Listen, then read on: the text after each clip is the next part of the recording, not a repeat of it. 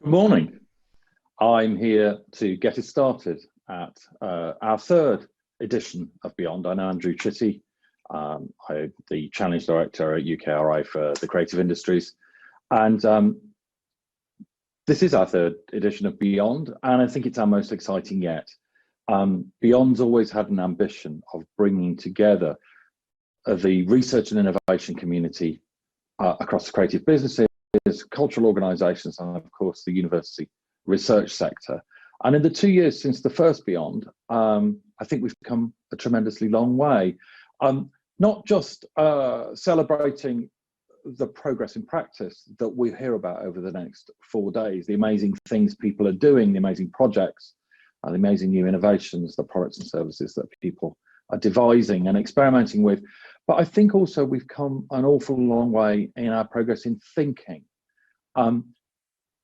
Thinking about what creative research and innovation is and how it can be done, and also the best way of bringing together university researchers and innovators across the creative industries and how they can work together to achieve kind of tangible impacts and benefits.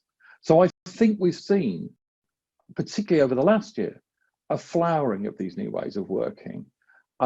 We've seen an increasing mix of disciplines and practices. And the interesting thing I think about that is it's been so resilient that it's gone on through the COVID pandemic, while some sectors have been in crisis and other sectors have seen new opportunities open for them. The partnerships and the collaborations that have been formed over the last few years have proved incredibly resilient and helpful in both supporting creative businesses and finding new innovative ways forward. Now, I'm sure we're going to hear a lot about that over the next 4 days, and I know from the programme that there's some amazing experiences in there. Now, all of this has been made possible in the UK with the support of our 2 large-scale research programmes, the Creative Industries Clusters Programme and Audience of the Future, which are delivered by UKRI, but essentially were part of the government's industrial strategy and the sector deal. So all of these things were completely unprecedented. And I think it's worth saying at the start of Beyond that I think now we're at a bit of a crossroads. So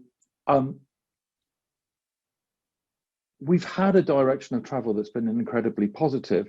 Now that people have gone through the experience of COVID, people have been incredibly imaginative in the way that they've responded to that. And we've seen some technologies, some practices adopted much faster than we thought that they could be in more normal times. I think now the light has been switched on at the end of the tunnel, as it were, for COVID with the arrival of vaccines. And so our response is moving from one of pandemic emergency to one about economic and social recovery. And that's why I think we're at a bit of a crossroads, because where I think in policy terms, and we said this when we started out a couple of years ago, where in policy terms, the creative industries are recognised as a key economic sector within the UK after 20 years of evidence building and work. The recognition of research and innovation and research funding, so the kind of applied creative research that people coming to Beyond are interested in, the role of that as central to the creative industries, and indeed particularly central to the recovery of certain sectors from the pandemic and the support for other sectors in terms of global competitiveness.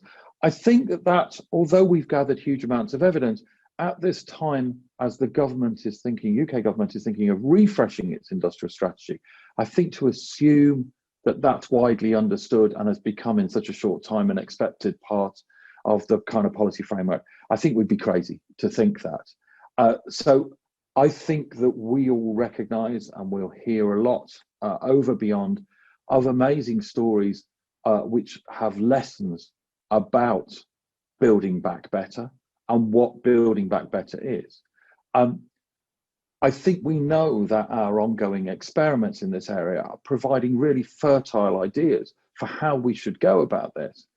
But at a point when we have very straitened economic circumstances coming out of the pandemic, I think to assume that everybody will look to us already a feature of the landscape and look to this kind of research as things that are worth investing in to drive our businesses, our cultural organisations forward, would be a little naive. So I think we're in for a bit of a fight that we perhaps hadn't anticipated at this point, to make sure that creative research and innovation is part of the discourse going forward over the next few months as those economic plans become more concrete.